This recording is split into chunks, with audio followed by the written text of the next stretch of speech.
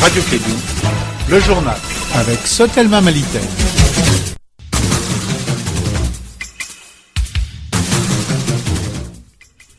Il est 13h à Bamako, même heure dans la cité des Balanzans. Bonjour à tous et bienvenue dans cette deuxième édition des Kédou Actualité. Au sommaire de ces 13h, le groupe parlementaire ADP Maliba Sadi a rencontré hier mercredi les hommes des médias objectifs pour présenter sa politique générale. Ce nouveau groupe parlementaire veut lutter contre la corruption, la diligence financière, le népotisme et la mauvaise gouvernance. Vous attendrez le président du parti ADP Maliba dans cette édition. Sur la scène internationale depuis mercredi 2 novembre, les appels à la démission du président sud-africain se multiplient. Les populations sont choquées par les révélations des rapports explosifs sur les liens compromettants entre Jacob Zuma et les Gupta, une riche famille d'hommes d'affaires. On en parle dans l'actualité internationale. Voici pour vous les sommaires. Aruna Tidjaniba est au microphone.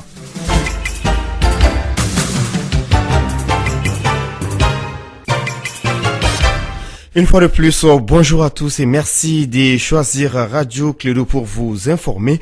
Le groupe parlementaire ADP Maliba Sadi était hier soir devant la presse. L'objectif de cette rencontre était de présenter la politique générale aux médias, une politique axée sur la lutte contre la corruption, la diligence financière, le népotisme et la mauvaise gouvernance. Le président de l'ADP Maliba a profité de cette occasion pour dénoncer la violation flagrante des textes de l'Assemblée nationale du Mali dans la mise en place du bureau du Parlement. Honorable Amadou Thiam est au micro d'André Traoré. Quand on parle du règlement intérieur de l'Assemblée nationale, en son article 11, ça stipule qu'en mettant en place le bureau de l'Assemblée nationale, ça veut dire les vice-présidents et les postes de secrétaire parlementaire, qui sont les membres du bureau, ils sont à peu près une vingtaine, qu'il faut s'efforcer à reproduire la configuration politique de l'Assemblée nationale. S'il y a un seul qui a de l'opposition, les textes disent que s'il y a 147 députés, s'il y a même 2 seuls députés qui s'inscrivent pour l'opposition, les textes disent qu'il faut leur donner le quart du temps total de parole. Donc c'est ça la démocratie. Donc le débat se passe là-bas. Ce qui s'est passé hier est dommage pour la démocratie malienne. C'est surtout pour la démocratie. Et le règlement intérieur en son article 11, je l'ai clairement cité. L'ADEMA qui a 13 députés, on en a 14, a reçu son poste de vice-président. Ils ont reçu leur poste de président de commission, comme le règlement le dit. Mais l'ADP Maliba Sadi, qui est plus fort que l'ADEMA, n'a reçu aucun de tout ça, en violation flagrante du règlement intérieur, qui est quand même une loi organique. Donc, c'est pour vous dire que cela ne nous a pas étonnés.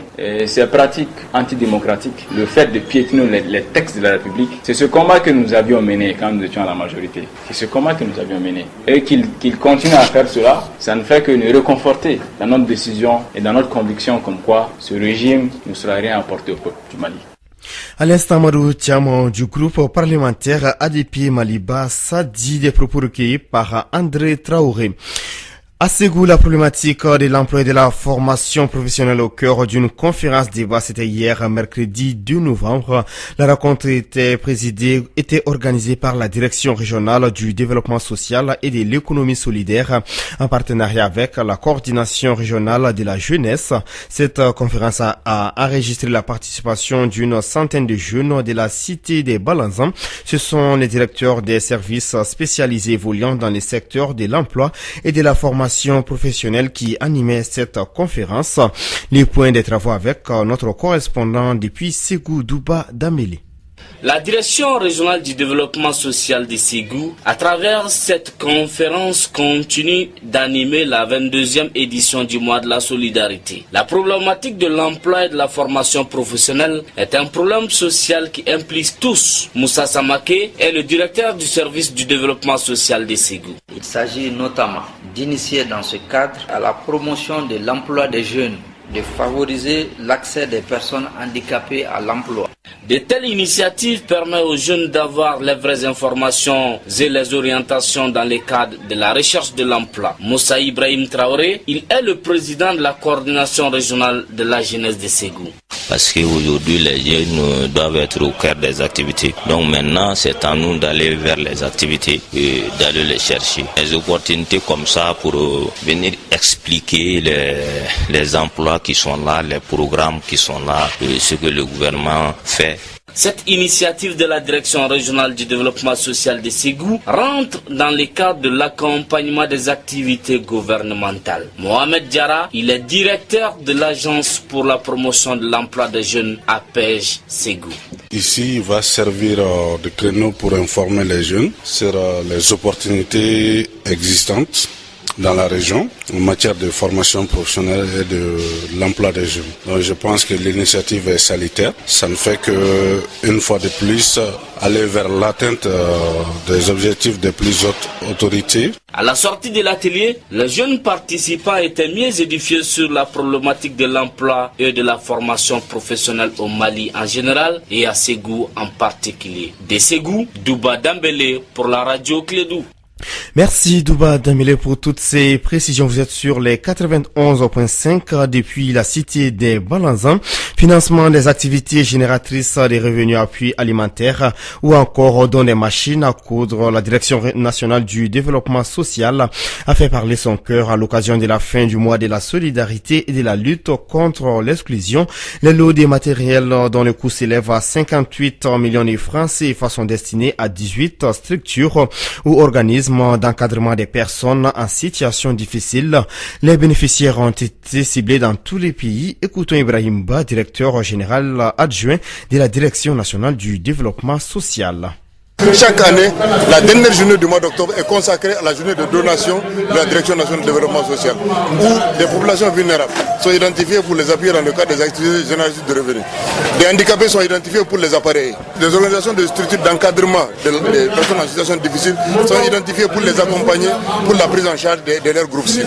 Donc aujourd'hui, je suis un directeur complet, vraiment de pouvoir perpétuer une tradition qui a été voulue et accompagnée et appuyée par les plus hautes autorités de notre pays. Comment le choix des bénéficiaires a-t-il été opéré? Nous recevons durant toute l'année des demandes.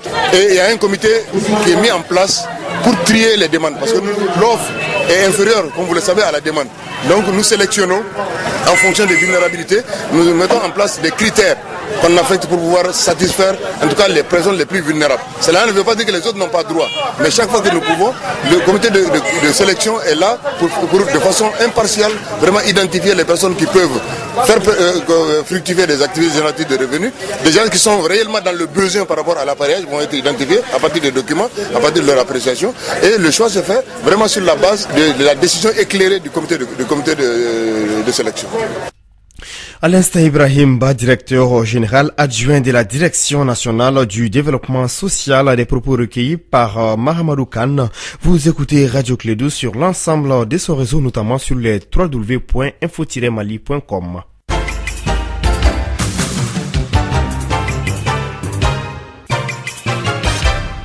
À présent, actualité internationale au Niger, 38 personnes, essentiellement des jeunes agriculteurs, ont été arrêtés par la police après la mort mardi des 18 villageois. Des affrontements avaient éclaté entre agriculteurs et éleveurs près de Bangui, une commune de la région de Taoua, dans l'ouest du pays. Des affrontements qui ont fait aussi plus de 40 blessés. Ce sont des révélations qui ne cessent de susciter des réactions en République démocratique du Congo. L'enquête du journal belge Le Soir, publiée le week-end dernier, a mis en cause une banque, la BGFI, qui aurait des liens avec la famille Kabila. Parmi les accusations portées, des ponctions régulières sur l'un des comptes de la commission électorale, des retraits d'argent liquide qui représentent plusieurs millions de dollars. Ce mercredi, le président de la commission électorale a dénoncé ces accusations, assurant ces retraits étaient normaux dans un pays avec un maillage bancaire très réduit. Pour la première fois, la banque s'est également expliquée. Elle dénonce une manipulation du lanceur d'alerte et une mauvaise interprétation par le journal belge de la réalité.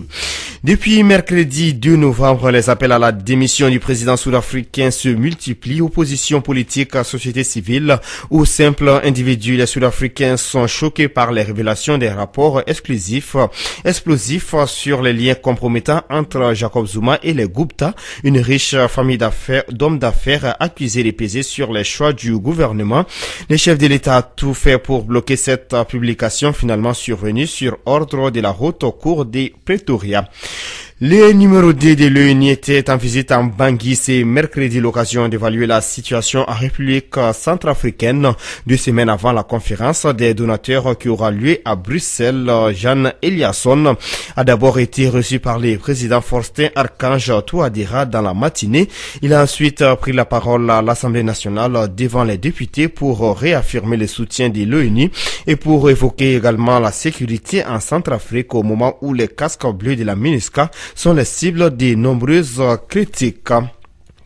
Après les Maliens en 2014, Madagascar l'an dernier, la 3e édition de la bourse Ghislaine Dupont et Claude Verlon a eu lieu au Bénin cette année après 15 jours de formation et un concours pour départager les 10 jeunes journalistes et 10 techniciens. Les noms des 2 lauréats ont été dévoilés ce mercredi lors d'une cérémonie à Cotonou. Il s'agit de Cécile Goudou et Didier Guénou. Les choses se compliquent en Irak. Les civils fuient les combats aux alentours de Mossoul alors que les forces irakiennes sont aux portes de Mossoul. Les organisations humanitaires s'inquiètent pour le sort de plus d'1 million d'habitants. Toujours dans la ville, de nombreuses familles ont déjà commencé à affluer aux frontières du Kurdistan irakien fuyant les combats aux alentours de la ville. Il est 13h12. Clé de Info, 2e édition.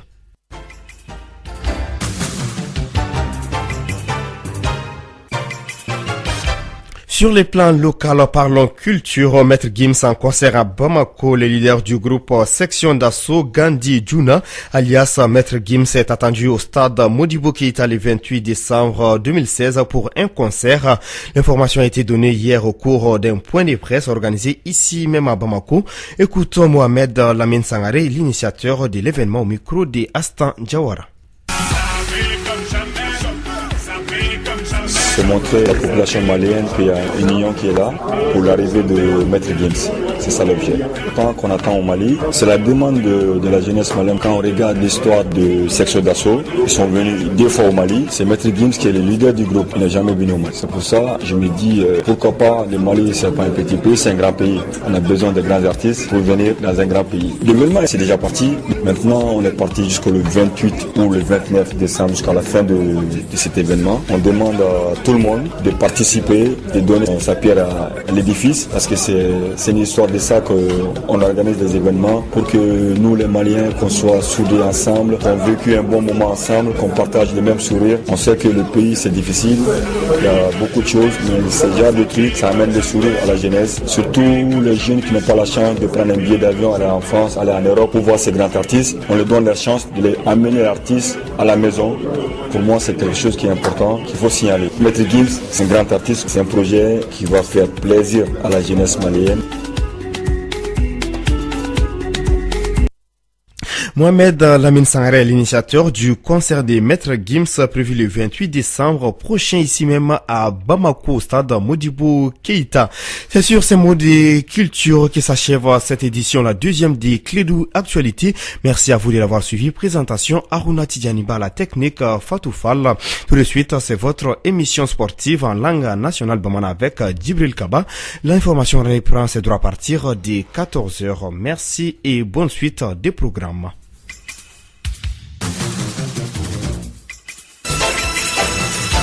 Radio Clédou, le journal avec Sotelma Malitaire.